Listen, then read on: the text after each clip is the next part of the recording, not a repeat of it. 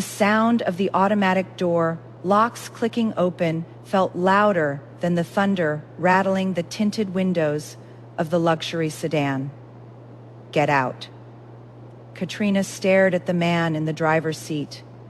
This was Tanner, the boy she had shared her first kiss with at 16. The man she had stayed up with until 3 in the morning drafting cover letters for Wall Street internships.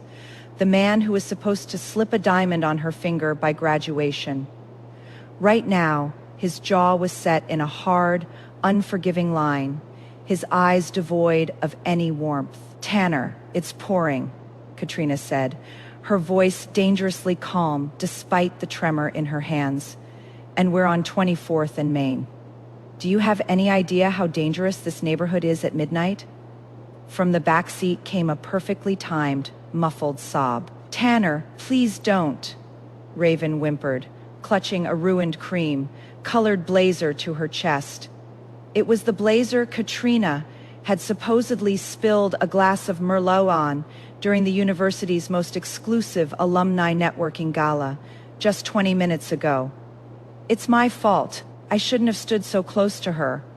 I know she hates that my mom and I moved into your dad's house, but I can just take the bus home." "You are not taking the bus, Raven," Tanner snapped, his protective instincts flaring exactly as Raven intended. He turned his glare back to Katrina, his savior complex fully activated. "I am sick of this, Katrina. I'm sick of the jealousy. I'm sick of you punishing a girl who has nothing. Just because your father made a mistake, apologize to her. Now." Katrina looked at Raven's reflection in the rearview mirror. Beneath the tear-streaked makeup and the trembling lip, Raven's eyes were cold, calculating, and wildly triumphant. It was a flawless performance. The illegitimate daughter who had moved into Katrina's childhood home mere weeks after her mother's funeral was now successfully playing the victim in her boyfriend's car. "I didn't spill the wine," Katrina said, her voice dropping to a dead, flat pitch.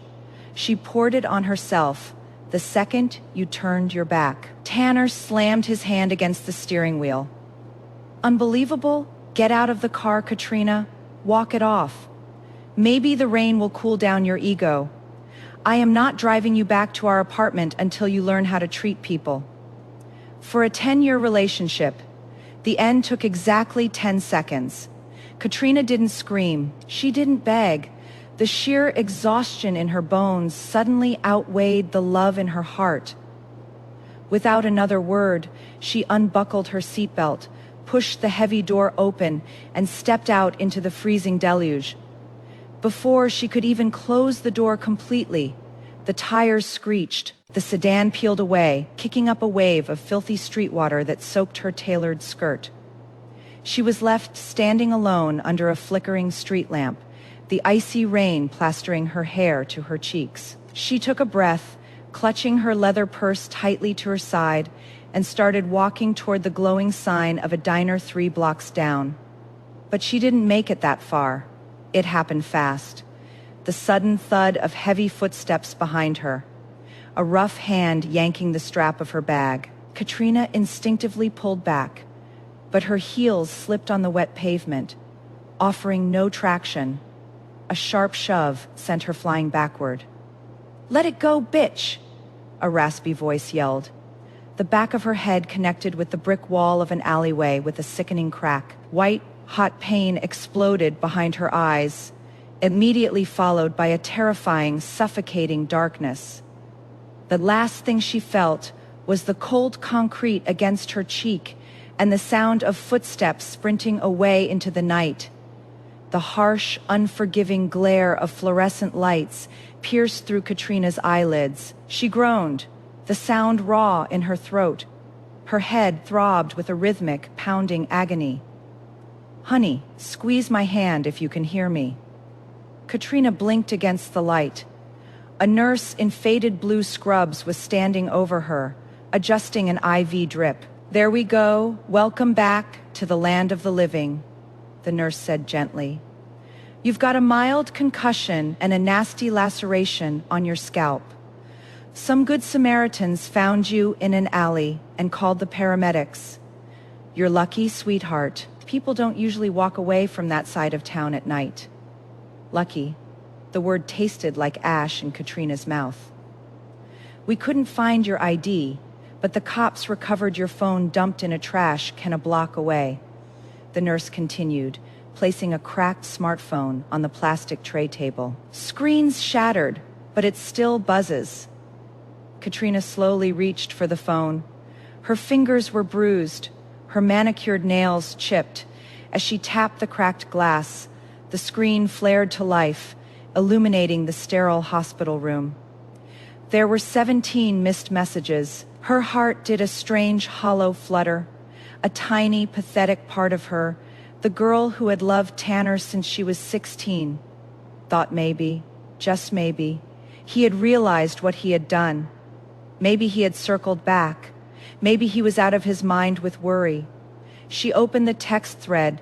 Tanner, I hope you're enjoying your walk. Tanner, Raven is hyperventilating in the back seat because she thinks it's her fault. You're out in the rain. You really did a number on her. Tanner, I'm taking her to get hot chocolate to calm down. Tanner, don't bother coming back to the apartment tonight. I locked the deadbolt. Sleep in your dorm or find a hotel. We can talk when you're ready to grow up and apologize. Katrina stared at the glowing words through the spiderweb cracks of the screen. There were no tears. The searing pain in her head seemed to crystallize, freezing over the warm, beating heart that had excused Tanner's arrogance for years. He hadn't just chosen another woman's fake tears over her safety. He had punished her, endangered her, and then demanded her submission. He thought he was training her. He thought she was a bird he could lock out of the cage until she starved enough to sing his tune. A low, dry laugh escaped Katrina's lips, startling the nurse who was checking her chart. It was over. The grief of her mother's death, the humiliation of her father's betrayal, the exhausting weight of holding onto a boy who wanted to play savior to a snake. It all evaporated, leaving behind a razor-sharp clarity. She didn't reply to him. She didn't explain that she was bleeding on a hospital gurney. She simply swiped left and deleted the entire 10-year conversation history. Let's talk about the sheer audacity of the punishment phase. Tanner locks her out, sending smug texts, fully expecting a groveling apology, while completely unaware she is bleeding on a hospital cot. A lesser woman would have immediately sent a photo of the IV drip to induce guilt. Katrina, she simply swipes left on a decade. There is nothing more terrifying to a controlling man than a woman who abruptly stops participating in his play. You cannot negotiate your worth with a man who uses your physical safety as a disciplinary tactic. She didn't demand closure. She manufactured her own. The most devastating response to a man's engineered silent treatment is simply making it permanent. Then, with a steady hand, she opened her contacts and dialed a number. Hello? A sleepy, gruff voice answered on the other end. Uncle Ray, Katrina said, her voice raspy but entirely devoid of emotion. Ray was her late mother's attorney, a ruthless man who despised her father and had been waiting years for Katrina to finally wake up. I need you to freeze the joint checking account Tanner and I share. Right now, and I need a moving crew at my apartment by 6 in the morning. I am cleaning house. The harsh, aggressive rip of packing, tape echoed through the luxury off-campus apartment at exactly 6:15 in the morning. Katrina stood in the center of the sprawling living room, an immaculate vision in a tailored camel trench coat. A pair of oversized, dark tortoisey shell sunglasses perfectly concealed the thick white gauze taped over her left temple. Her posture was straight, her hands tucked casually into her pockets, betraying none of the bone, deep exhaustion that threatened to pull her to the floor. 4 burly movers, dispatched by Uncle Ray with military efficiency, were rapidly dismantling the life she had built, over the last 3 years. The espresso machine boxed, her collection of first edition finance textbooks crated, the plush velvet throw pillows she had spent weeks sourcing to match Tanner's absurdly pretentious leather sofa. Left exactly where they were, she was only taking what was hers. The door to the master bedroom swung open. Tanner stood in the frame, wearing wrinkled sweatpants and rubbing his eyes, his hair sticking up in a messy halo. The smug, authoritative aura he had projected the night before was completely gone, replaced by groggy confusion. "Katrina, what the hell is going on?" His voice was gravelly with sleep. He squinted at the movers hauling out her sleek oak desk. "Are you seriously pulling this dramatic stunt because I made you walk home? It's 6 a.m. He crossed his arms, leaning against the doorframe, waiting for the hysterics. He expected her to hurl a vase, to scream about the rain, to demand an apology so he could generously, magnanimously forgive her for her jealousy over Raven. Katrina didn't scream. She didn't even take off her sunglasses. She walked over to the kitchen island, her heels clicking sharply against the hardwood floor, and picked up a thick manila envelope. She held it out to him. "What is this?" Tanner asked, his brow furrowing as he made no move to take it. "The lease transfer," Katrina said, her voice smooth, level, and utterly devoid of affection. "My name is off the paperwork. I paid the penalty fee. Uncle Ray froze our joint checking account at 3 a.m. So the rent on this penthouse is now entirely your problem. I suggest you find a roommate. Maybe Raven needs a place to stay." Tanner's face flushed a dark, angry red. He snatched the envelope, his jaw clenching. "You are completely overreacting. You think you can just throw a tantrum and walk out? We have the Wall Street alumni mixer this weekend. You need my family's connections for those interviews. Katrina, if you walk out that door, I am not putting in a good word for you with the board. You'll be blacklisted before graduation." It was the ultimate threat. In the cutthroat world of top-tier business schools, nepotism and networking were currency, and Tanner's father was a kingmaker. Yesterday, that threat would have brought Katrina to her knees. Today, it sounded like a child threatening to take away a broken toy. Katrina offered him a smile that didn't reach her hidden, bruised eyes. "Tanner, the only word I ever want to hear from you again is goodbye." She turned on her heel and walked out the door, leaving the scent of her expensive perfume and a deafening, terrifying silence in her wake. For the next 2 weeks, Katrina became a ghost to her past and a machine for her future. She moved into a sterile, minimalist studio apartment near the library. She blocked Tanner's number, blocked his social media, and filtered his emails directly to the trash. She swapped her girlfriend duties, the late-night study help she provided him, the event planning, the emotional labor, for 18. Her study grinds, her grief over her mother, the betrayal of her father, and the trauma of the alleyway were all tightly compartmentalized. Locked in a mental vault, in their place grew a cold, razor-sharp ambition. She was no longer competing for a man. She was competing for her life, her independence, and her rightful place at the top of the food chain. Tanner, meanwhile, was unraveling. The silent treatment was driving him insane. He had expected her to crawl back, begging for forgiveness and access to his network. Instead, he was hearing whispers from their professors that Katrina's solo financial models were outperforming entire senior project teams.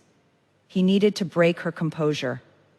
The opportunity came on a crisp Tuesday afternoon in the glass-walled atrium of the business school. Katrina was walking briskly toward the elevator, a stack of leather-bound portfolios in her arms. "Katrina, oh my gosh, hold up. It was Raven."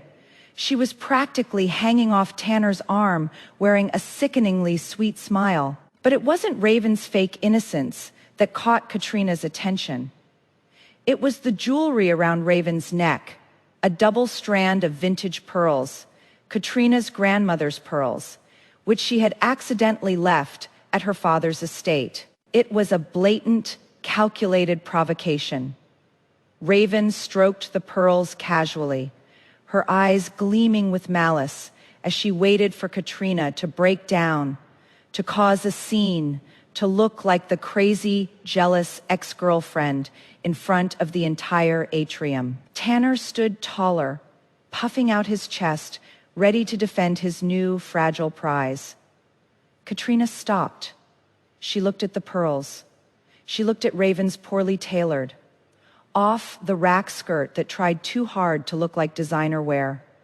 Then she looked at Tanner's expectant, desperate face. The corners of Katrina's mouth twitched upward in genuine amusement.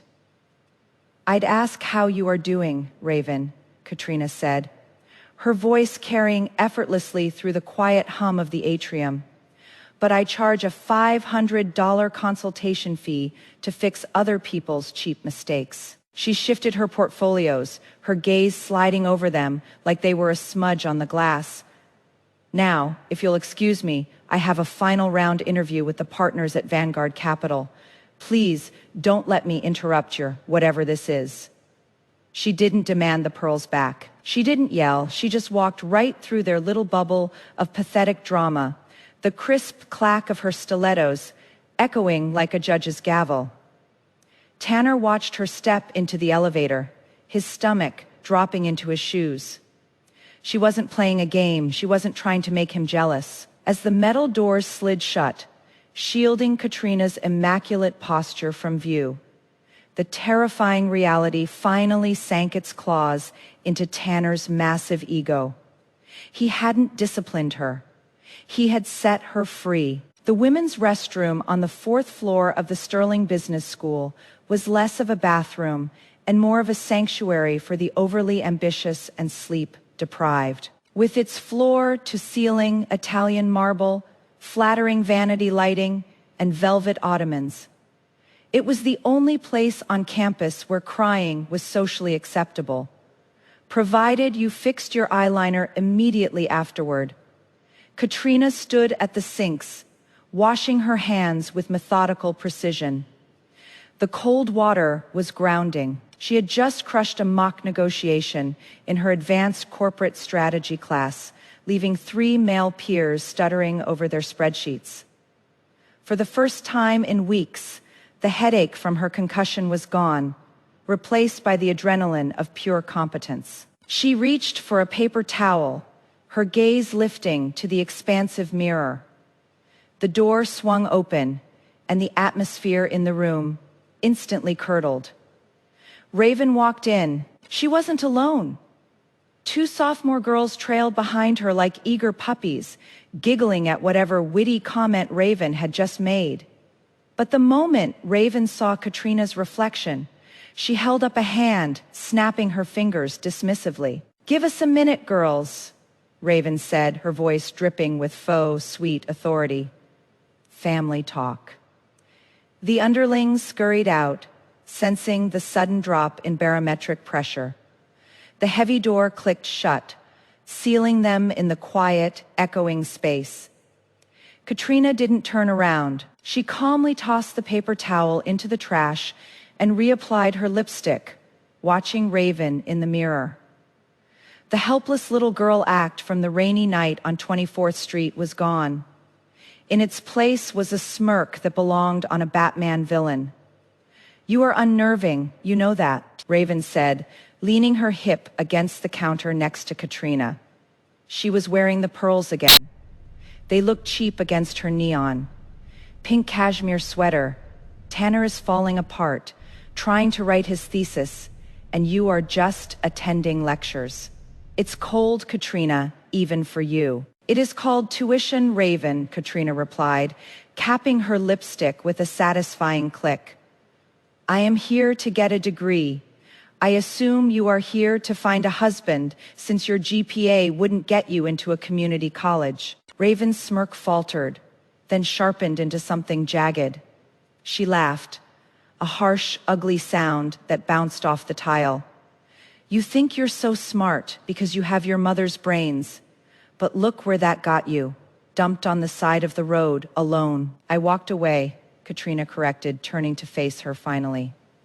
There is a difference, is there? Raven took a step closer, invading Katrina's personal space. Her eyes danced with a manic energy. She had won the man, she had moved into the house, and yet Katrina's absolute refusal to be a victim was driving her insane. She needed to draw blood. You want to know a secret, big sister? Tanner didn't even want to go to that alumni gala. I made him, and that wine spill. Raven leaned in, her voice dropping to a conspiratorial whisper, unaware of just how well sounds carried in the acoustic perfection of the bathroom. I poured the Merlot on myself the second you looked at your phone. I knew if I cried, Tanner would panic. He has such a hero complex, it's pathetic, but it works. Katrina felt a wave of icy rage, but she kept her face as still as a frozen lake. You manipulated a man into leaving his girlfriend in a dangerous neighborhood just to prove you could. And it was worth every second to see you standing in the rain like a drowned rat. Raven hissed, her mask completely off now. The thrill of bragging was overpowering her survival instinct. But that's not the best part. Do you know why your dad hasn't called you? Why he let me take your room? Katrina's heart skipped a beat. She had assumed her father was just being his usual, neglectful self, blinded by his new wife, Raven's mother. Because he signed the transfer papers this morning, Raven gloated, tracing the line of the pearls at her throat. The educational trust fund your mom set up. The one with the moral clause that lets the executor change the beneficiary if you engage in scandalous behavior. Telling Tanner's parents I assaulted you and getting drunk at the gala.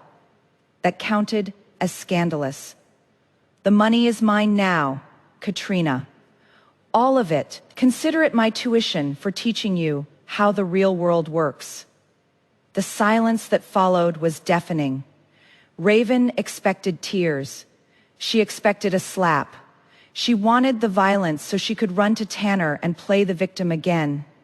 Instead, Katrina let out a long, slow breath. She looked at Raven not with anger, but with the clinical detachment of a surgeon looking at a tumor.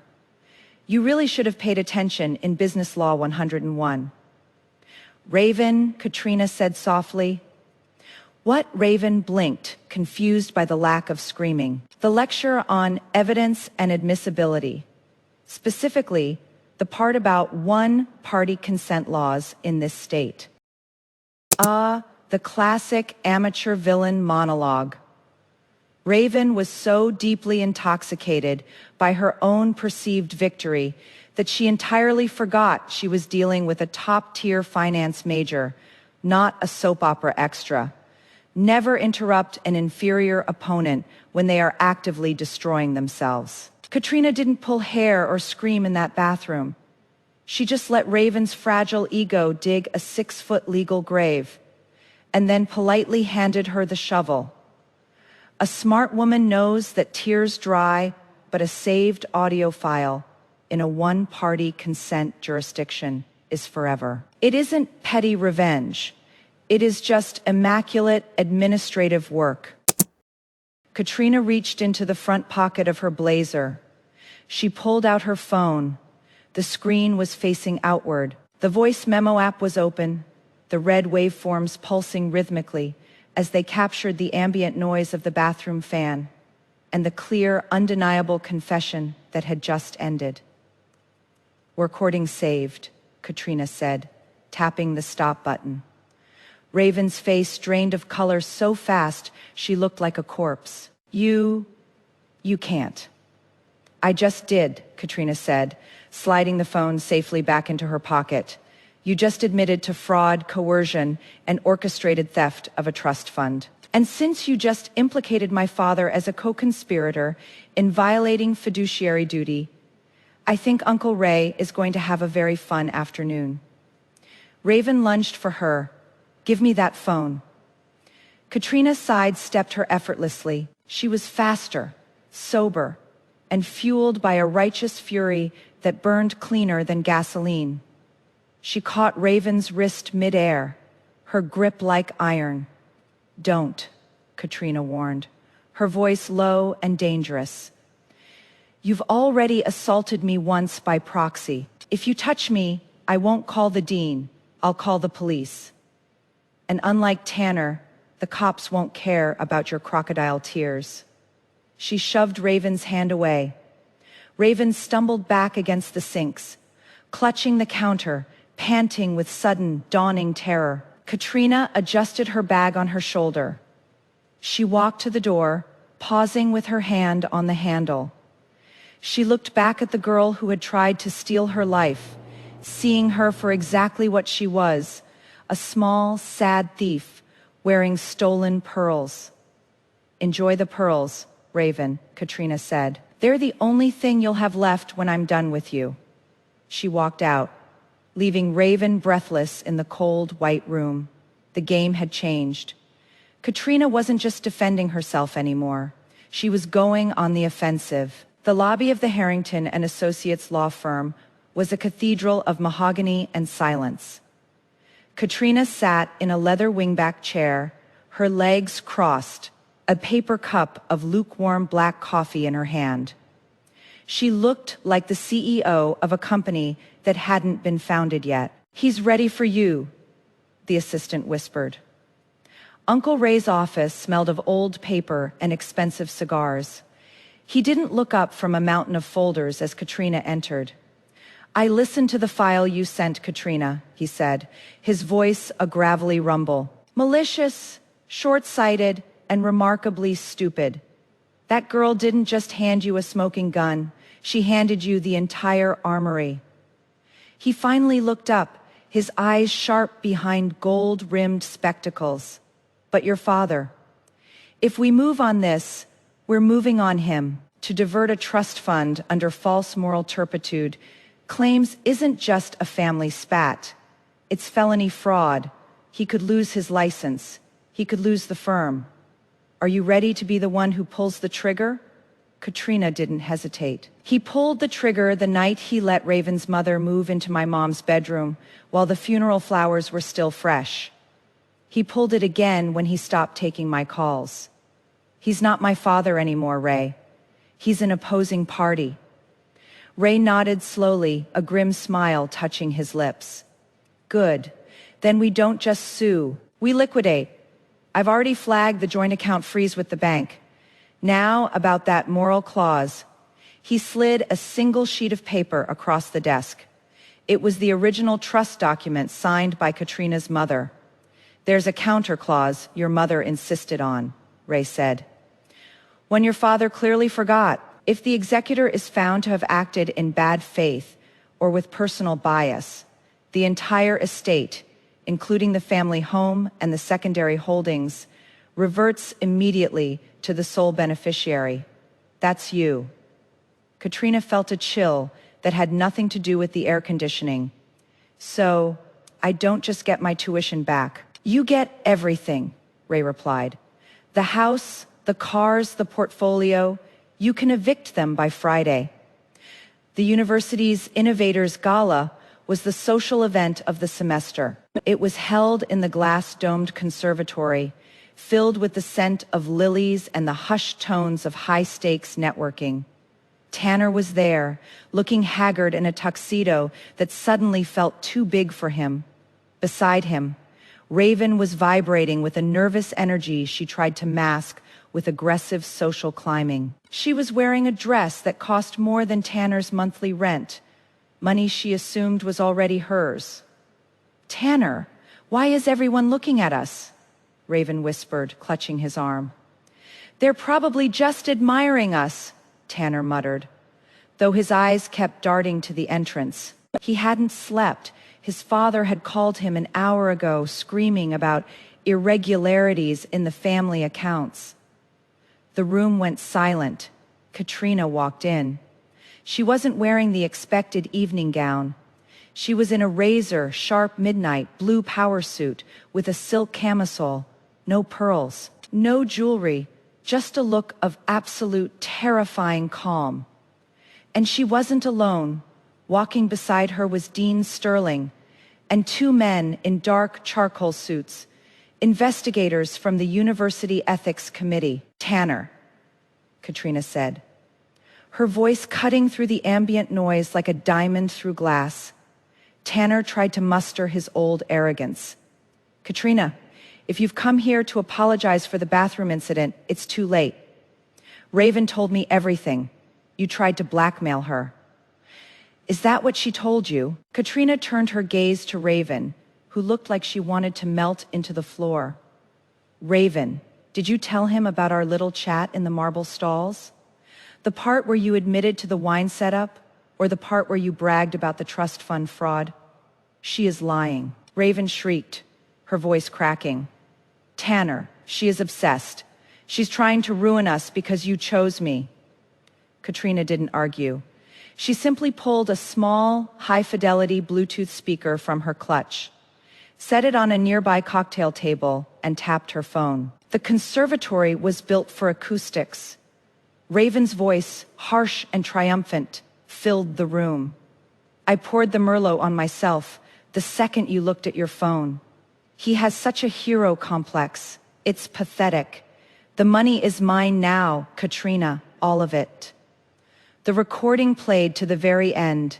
The silence that followed was so heavy it felt the dean's face was a mask of thunder.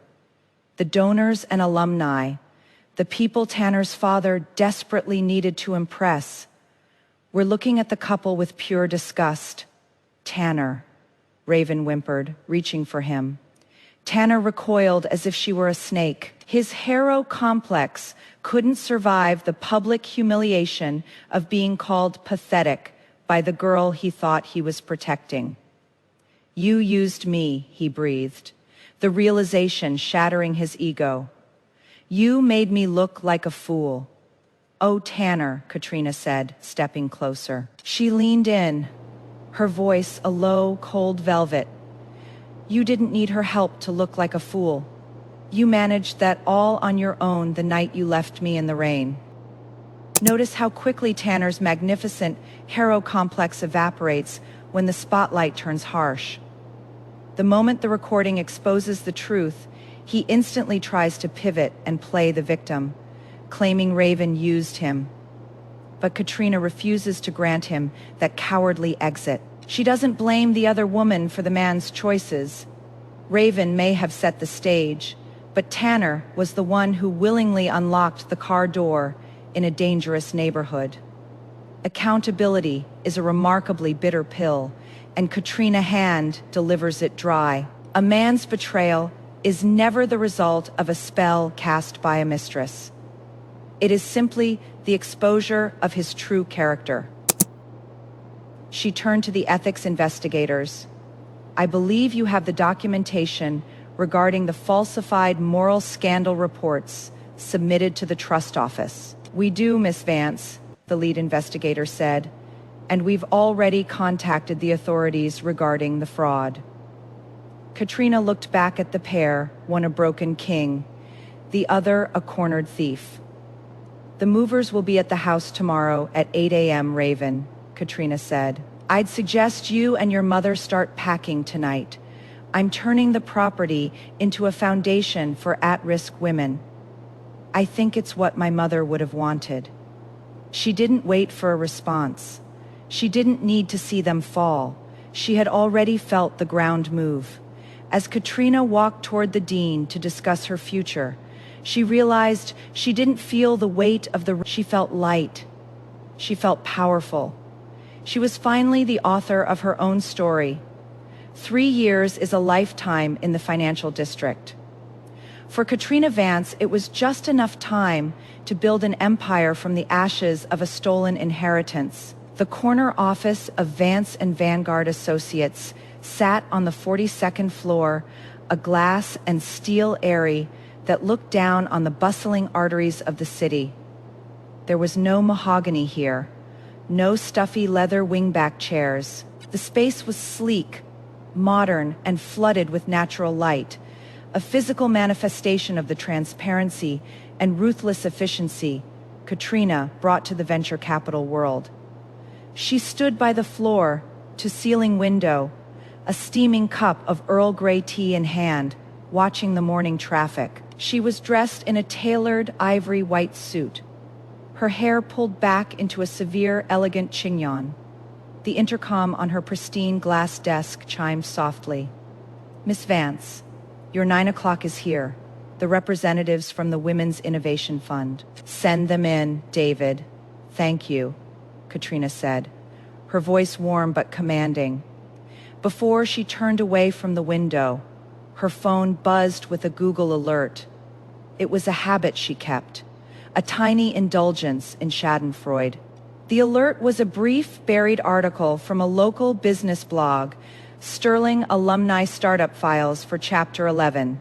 Tanner's attempt to launch a fintech app without his father's backing, and without Katrina doing the actual coding and financial modeling, had lasted exactly 18 months before spectacularly burning through its angel investments. He was now facing lawsuits from his own board. As for Raven and her father, Uncle Ray had been remarkably thorough, stripped of his license for fiduciary fraud. Her father had been forced to downsize to a cramped condo in the suburbs. Raven, desperate to maintain her lifestyle, had tried to leverage her brief association with the Sterling elite to become a lifestyle influencer. Her comment sections were routinely flooded by former classmates who happily reminded her of the Innovators Gala incident. Katrina deleted the alert with a single swipe of her thumb. They weren't even ghosts to her anymore. They were just cautionary tales. She walked over to the architectural model sitting on a pedestal near her desk. It was the design for the new wing of the Evelyn Vance Foundation, the shelter and educational center for at-risk women she had built on the grounds of her reclaimed family estate. It was fully funded, fully staffed, and thriving. The heavy glass doors of her office opened, and 3 young, sharp-eyed women stepped in, carrying portfolios and the same hungry, ambitious energy Katrina remembered from her own university days.